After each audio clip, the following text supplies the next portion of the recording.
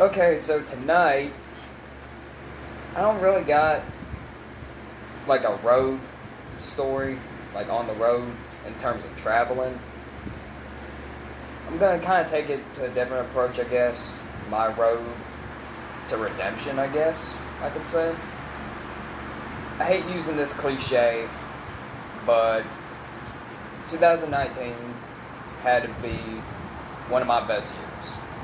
I felt I accomplished a lot in 2019.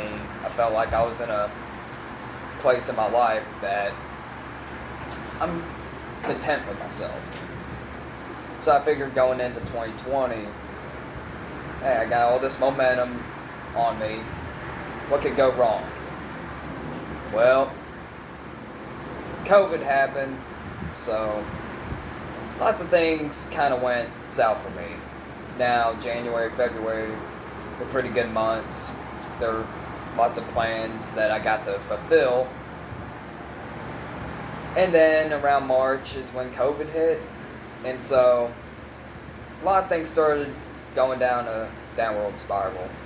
Because for me, I felt like a lot of things that I love to do were being taken away from me. And I had some issues with myself that I didn't, like I knew I had some issues, but I didn't know it was as severe. So it was around February I had done some storytelling at Douglas Corner Cafe.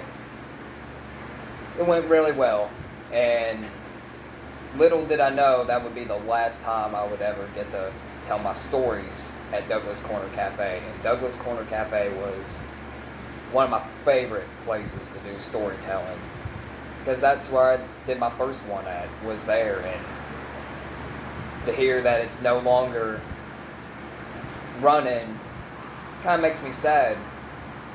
And lots of artists have gotten their start there.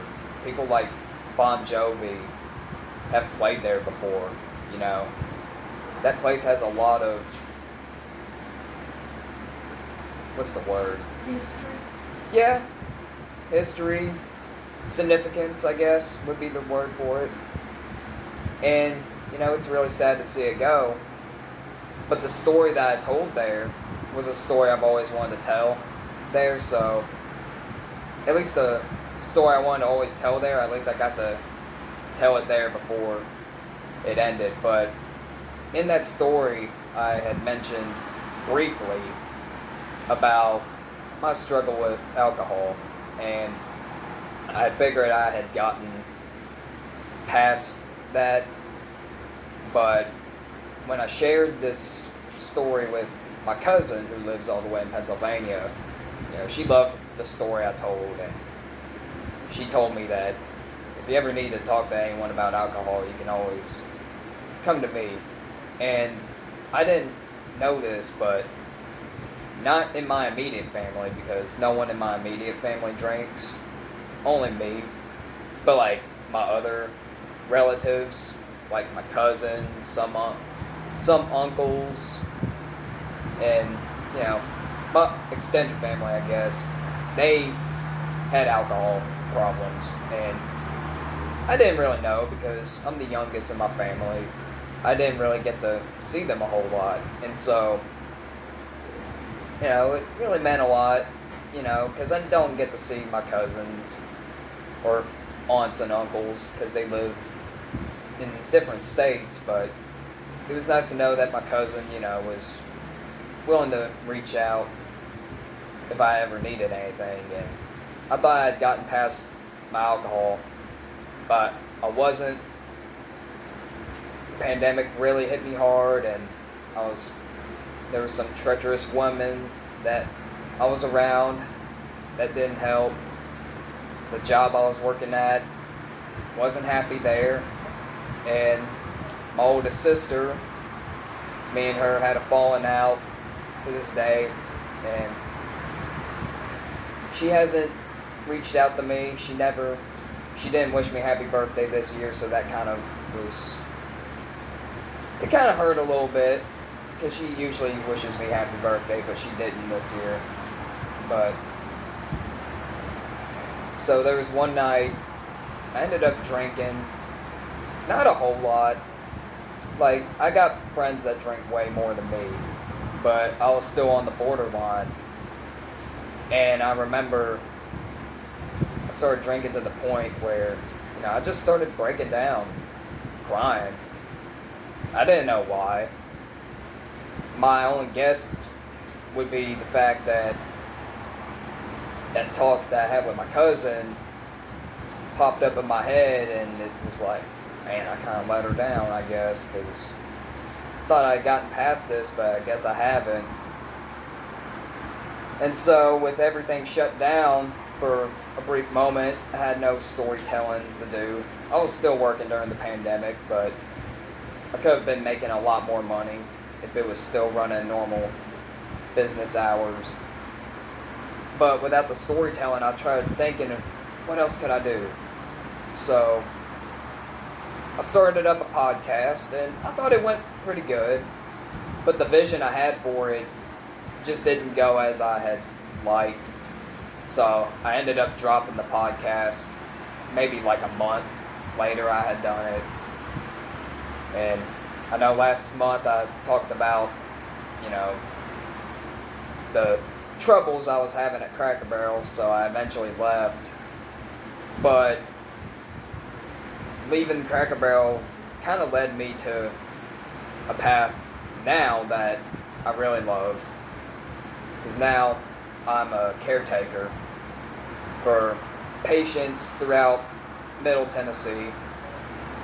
And this is a whole different field for me. Like, I did not expect this job that I'd be doing. Like, I actually really like it because, for one, it doesn't interfere with my schedule at all at night. Like, I can have nights to myself and do storytelling or comedy or see other friends I don't normally get to see. And I remember my first day, I met country music legend Warner Mack.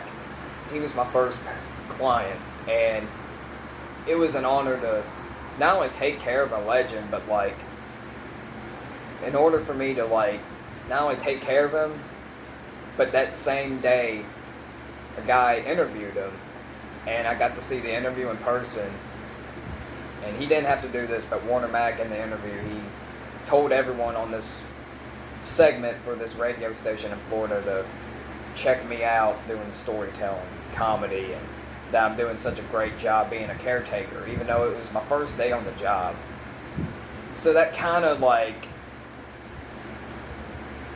drove me to excel. And then I started figuring out, alright, there's not many places doing storytelling. Besides this, everything's online, and it's like, I just can't do the things online because it's just not the same feeling the energy of a crowd. So I was like, months back, someone was telling me you should try comedy because in your stories sometimes you got some really funny material, and it's like, alright, I've always wanted to do comedy, but it wasn't in my mind until this pandemic happened. I was like, you know what, the podcast thing didn't work out. At the time, this place wasn't doing storytelling. Everything else was online. It was like, all right, what comedy places are around here? So I got to do my first comedy bit. I thought it was open mic. It wasn't. It was a booked show. But I still got to go on because some people couldn't make it, and the host was gracious enough to let me on for 3 minutes. Went up there, it wasn't my best jokes, but I mean, I got to go up there. I had a lot of guts to go up there and do it. And people that I never even really talked to back in high school, they, saw the Facebook post and they're like, oh dude, that's awesome. You have a lot of guts doing that. I would like to come out and support you one night. And it's like, I appreciate it, it means a lot, but it could have been this cool back in high school, but it is what it is. And, I think just cutting off certain people in my life, getting out of a job that I didn't like, and going to a different job that's totally different to me, but I'm loving it. I actually get joy out of what I'm doing right now. And I've toned down my drinking, you know, like significantly. Like I don't drink as much as I do now. And you know, that instinct sometimes kicks in, oh, just keep on drinking, but you know, I'm always gonna keep fighting through it. But right now I'm just in a place in my life where I can't complain with how things turned out for me, because 2020's been, it hit me hard for the first half, but now I just can't complain with how things turned out, because I think this is the best version of myself that I've seen in a long time, and I'm just gonna keep grinding forward and not let anyone or anything, you know, drag me down. So I guess that's my road to redemption tonight.